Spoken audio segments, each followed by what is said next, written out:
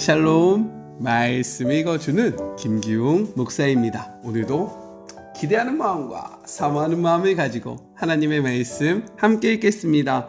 욥기 29장 1절부터 25절까지의 말씀입니다.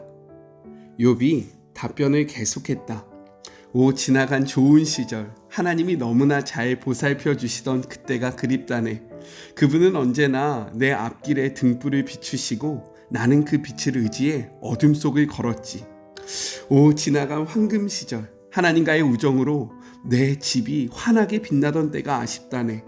그때는 전능하신 분이 내 곁에 계시고 내 아이들도 품 안에 있었는데 만사가 내 뜻대로 되었고 어려운 것이 없어 보였는데 내가 중심가로 가서 친구들과 함께 광장에 앉으면 나이가 많든 적든 간에 내게 예의를 갖춰 인사하고 마을의 모든 사람이 나를 존경했었지. 내가 말하면 다들 귀를 기울이고 토시 하나까지 새겨들었지. 나를 아는 이들은 다들 나를 좋게 말하고 어디 가나 좋은 평판을 얻었네. 나는 공경에 처한 사람들을 돕고 불행한 이들의 처지를 대변했어. 죽어가는 이들이 나를 축복하고 유족들도 나의 조문을 받고 힘을 얻었지.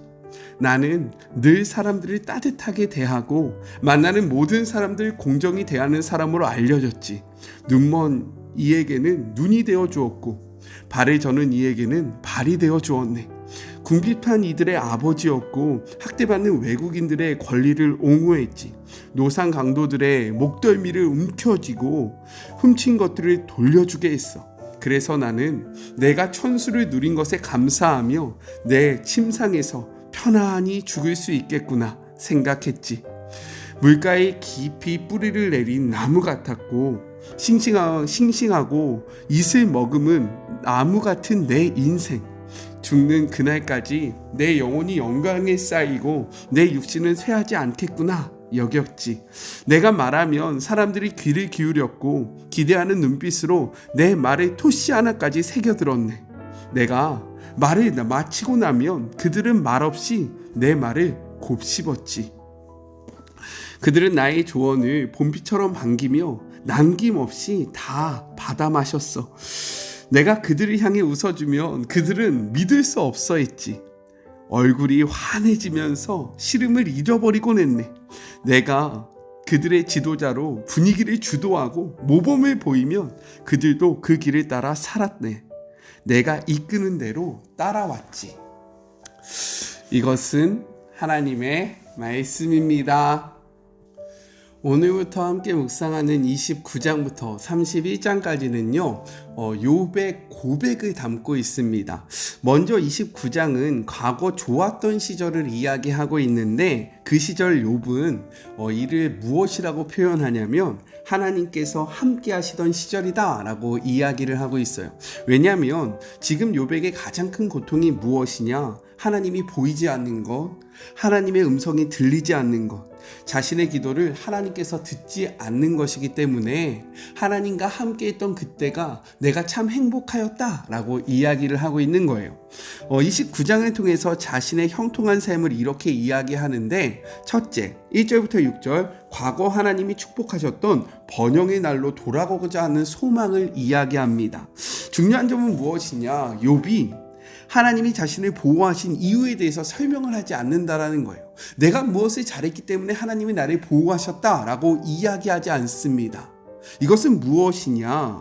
즉 자신이 잘났기 때문에 그 대가로 하나님이 보호하심을 주셨던 것이 아니라 까닭 없는 전적인 하나님의 은혜로 내가 이 모든 것들을 누렸다라고 이야기를 하고 있는 거예요. 욥기에서 계속 이야기하고 있는 것, 욥의 친구들이 주장하는 것이 무엇입니까? 인과응보, 권성진화. 너가 선을 행했기 때문에 선이 너에게 오고 너가 악하기 때문에 너가 고난을 받는다. 아니다. 나는 까닭 없이 하나님 앞에 축복을 받았고 까닭 없이 고난을 받고 있다라는 것을 강조하고 있는 것입니다. 둘째로 7절부터 10절 자신이 과거 존경받던 지도자로 재판하였던 사실을 언급합니다. 7절의 말씀을 같이 한번 읽어볼까요? 그때에는 내가 나가서 성문에 이르기도 하며 내 자리를 거리에 마련하기도 하였느니라 라고 이야기합니다. 성문가에 자리를 깔아놓았다 라는 이러한 표현은요, 그가 사람들의 사회적, 정치적, 사법적 지도자의 역할을 감당하였음을 이야기하고 있는 거예요. 왜냐하면 당시 재판을 열리는 장소가 바로 성문이었기 때문인 겁니다. 셋째, 11절부터 19절 하나님의 뜻에 맞는 의로운 삶을 살았다라고 이야기하고 있어요. 14절 볼까요? 내가 의를 옷으로 삼아 입었으며 나의 정의는 겉옷과 모자와 같았다. 이것은요, 자신이 하나님의 뜻과 판단에 맞게 살았음을 나타내주는 표현입니다. 이처럼 그는 계속 주장해요. 이야기합니다. 12절부터 13절 고아와 갑으로 대표되는 아무도 도와주지 않는 어려운 사람들의 고통에서 건져주었다. 15절 앞 못 보는 이들에게는 눈이 되어주고 잘 걷지 못하는 자들에게는 발이 되어주었다 라고 이야기하고 16절 극도로 가난을 겪는 이들에게는 아버지가 되어주고 낯선 이들에게는 내가 그들의 그 어려움을 도와주는 그러한 사람이었다. 17절 맹수와 같은 악인들을 물리치고 피해자들을 구해주었고 그렇기 때문에 18절 인과응보 권성진학의 신념으로 나는 나의 삶을 낙관하였다. 19절 뿌리가 물가에 맞닿아 있는 나무처럼 풍성한 생명을 누리는 형통한 삶을 살았고 그러한 삶으로 마무리될 것이다 라고 생각하였다 라고 이야기를 합니다. 넷째는요, 20절부터 25절 사람들의 존경을 받았던 시절을 떠올려요. 21절부터 22절 사람들은 욥이 말하기를 기다리며 그의 조언을 경청하였고 그의 말을 마치 이슬이 땅에 떨어져 땅에 스며들듯이 모든 것들을 흡수하였다라고 이야기합니다. 얼마나 자신의 말을 사모했는지를 나타내주고 있는 거예요. 23절 그들은 농사에 반드시 필요한 늦은 비를 기다리듯이 욥의 말을 기다렸고 24절부터 25절 마치 왕처럼 어디 가나 높은 자리에 앉았다라고 이야기를 합니다. 욥이 이처럼 하나님께서 과거에 베풀어 주신 축복과 자신을 의롭게 그리고 명예롭게 살았던 시절을 회고하는 것은 두 가지 목적이 있었다라는 거예요.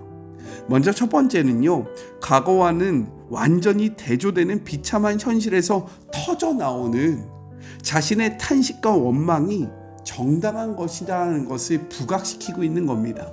내가 이렇게 탄식하는 거, 내가 이렇게 원망하는 거, 야, 이것은 어떻게 보면 당연한 것이 아니냐? 왜? 나는 이러한 삶을 살았기 때문이다 라고 이야기하고 있는 거죠. 둘째는요, 제가 처음에도 이야기했었는데 과거의 축복이 까닭없는 하나님의 은혜였던 것처럼 현재의 고난 역시 자신의 죄악의 결과가 아닌 까닭없는 고난임을 강조하기 위해서 이러한 이야기를 하고 있다는 거예요. 그렇다면 오늘 우리는요, 이 말씀을 통해서 무엇을 적용해야 할까요? 두 가지를 적용해야 합니다. 먼저는요, 우리의 가장 큰 축복은 다름이 아니라 하나님과 함께함에 있다라는 것을 우리는 기억해야 해요. 욥이 복되었던 이유는요, 무엇입니까?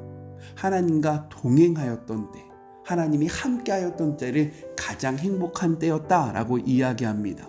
지금 그가 고난 가운데 있는 이유는 무엇입니까? 하나님을 대면할 수 없기 때문에, 하나님과 소통할 수 없기 때문에, 하나님과 단절되었기 때문에 내가 고난 중에 있다라고 이야기하고 있어요. 마찬가지입니다. 우리의 축복은요, 다른 것이 아니라는 거예요. 하나님과 함께함이 우리에게 가장 큰 축복이라는 사실을 기억하면서 다른 것을 추구하는 하루하루가 아니라 하나님과 동행하는 것, 하나님과 함께하는 것을 목표로 삼아가는 우리 모두가 되었으면 좋겠습니다. 그것이 우리에게 가장 큰 축복입니다. 아셨죠? 둘째, 하나님의 축복은 주변 사람들에게 흘러가야 한다라는 점이에요. 그는 먼저 하나님과 함께함으로 많은 축복을 받았습니다. 근데 이 축복을 자신 안에 가둬두지 않았다라는 거예요. 하나님께 받은 그 축복으로 주변을 돌아보았습니다. 특별히 가난한 자와 힘든 자들, 도움이 필요한 자들, 하나님의 사랑이 필요한 자들에게 이 사랑을 흘려보냈다라는 거예요. 성경은 이것을 이야기해요. 하나님을 사랑하는 것, 그리고 그 사랑으로 이웃을 사랑하는 것. 이 두 가지를 기억하면서 하나님의 사랑하는 그 사랑으로 우리 주변을 사랑하는 우리 모두가 되었으면 좋겠습니다. 우리 같이 기도할까요? 하나님 감사합니다. 오늘도 말씀을 통하여 깨닫게 하여 주심에 감사합니다. 하나님, 우리의 가장 큰 축복은 다른 것이 아니라 하나님과의 동행 여부에 있음을 믿습니다. 주님, 우리가 다른 것을 추구하면서 살아가는 것이 아니라 하나님과 동행하기에 힘쓰고 그것을 우리의 삶의 최고의 목적으로 삼는 주의 모든 자녀들 되게 하여 주시옵소서. 또한 하나님을 사랑한다면 그 사랑으로 이웃을 사랑하는 것이 마땅합니다. 하나님께 축복을 받았다면 그 축복을 우리 안에 가둬두는 것이 아니라 주변에 흘려보내야 합니다. 이를 기억하며 하나님을 사랑하고 이웃을 사랑하는 우리 모두가 되게 하여 주시옵소서. 함께 하실 주님을 바라보며 거룩하신 예수님의 이름으로 간절히 기도드립니다. 아멘. 하나님과 동행하는 하루하루가 되었으면 좋겠습니다.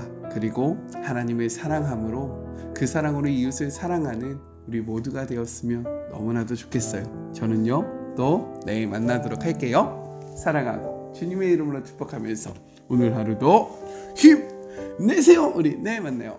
안녕. 오늘도 수고하셨습니다.